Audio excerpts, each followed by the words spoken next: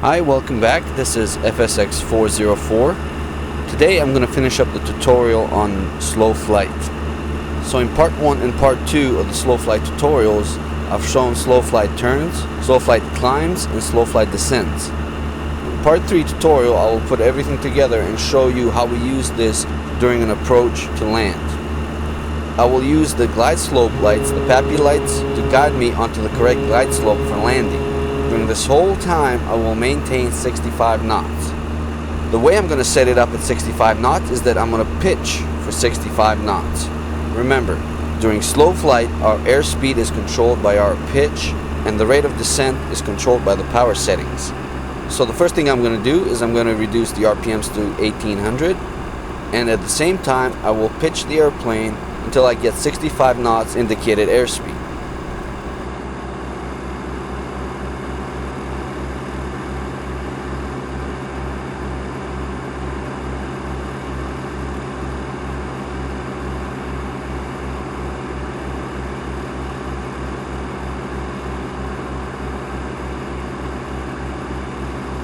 What's going to happen when I add a little more power, you're going to see the airspeed will not increase. But if you look at the VSI, our rate of descent is going to slow down. Ultimately, what this is going to do is this is going to put us above the glide slope.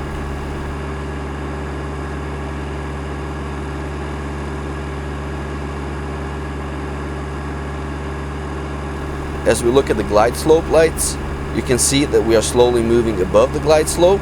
So in this case, once we are above the glide slope, instead of pitching the nose down and picking up more speed, what we're going to do is that we're going to reduce the RPMs, we're going to reduce the power. As we reduce the power, we might have to adjust the pitch just a little bit. Remember, we use the pitch to adjust our airspeed. And you're going to see that slowly we are going to fall down under the glide slope. If you keep looking at the airspeed is still 65 knots.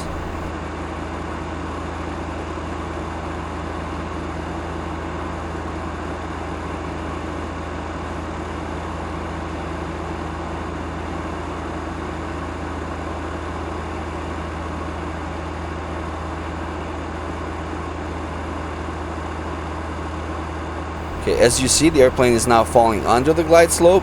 So what I'm going to do is, while still keeping the airplane at 65 knots, using my pitch, I'm going to add a little bit of power to get back onto that glide slope.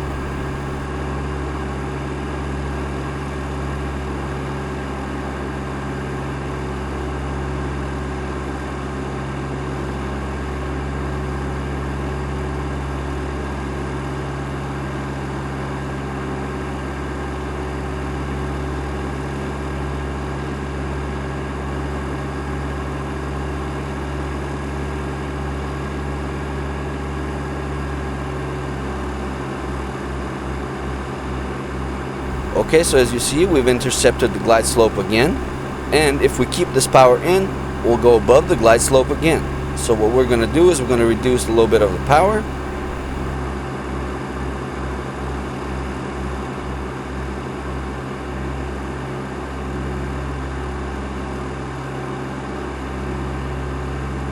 At a speed of 65 knots, we want about 300 to 350 feet per minute descent to keep us on that glide slope. So as you can see, I'm almost exclusively using power to stay on this glide slope.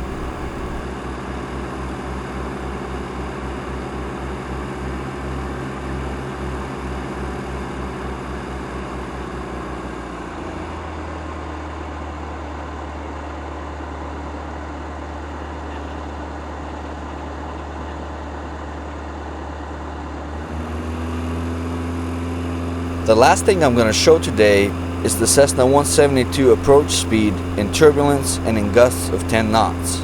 If the wind is gusting up to 10 knots, our approach speed will be 10 knots higher than it usually would. So the approach speed will be 75 knots. We're going to do the same thing we did before. We're going to reduce our power to 1800 RPMs, and we're going to pitch our airplane for 75 knots.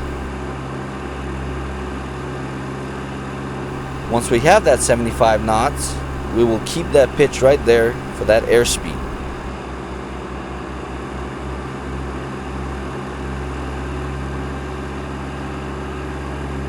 Again, you can see we're on the glide slope, and as we add a little more power, you're going to see that we're going to start moving above the glide slope again.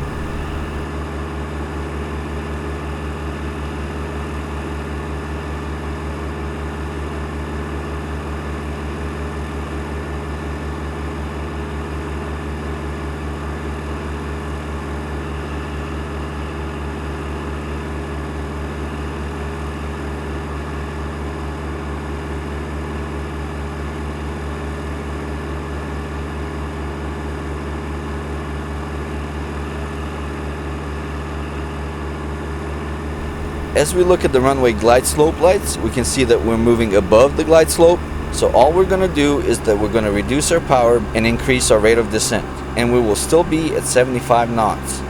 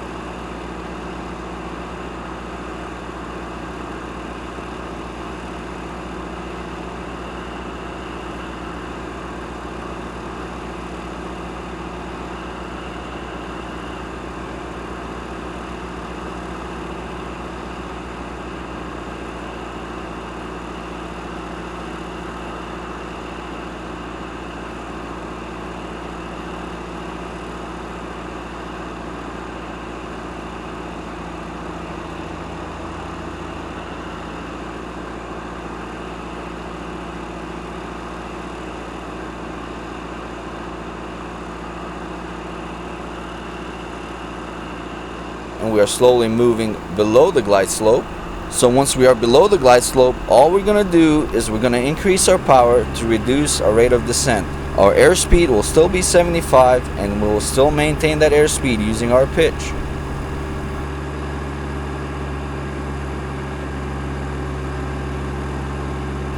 As we move back onto the glide slope, we'll reduce just a little bit of power to maintain the airplane on the glide slope. We'll still maintain 75 knots. And because our approach speed is a little bit higher than usual, the only thing that's going to happen is that when we flare, we're going to float a little bit longer. What that means is that we're going to need a longer runway. So when you encounter turbulence, you want to make sure that before you land somewhere, that runway is long enough.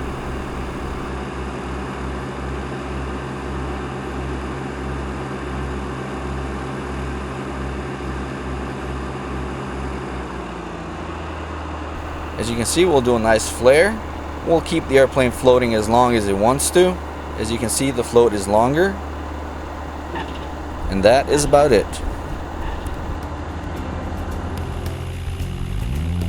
Just remember this. One of the most important things a pilot will ever learn is how to control the airplane in slow flight. You have to grasp the concept that your airspeed is controlled by your pitch and your rate of descent is controlled by your power. People who don't grasp this concept can really not be pilots. So as I wrap these slow flight tutorials up, I hope you guys have learned something. I've had fun doing them. I hope you guys have had fun learning something new. And just remember, keep flying and have fun.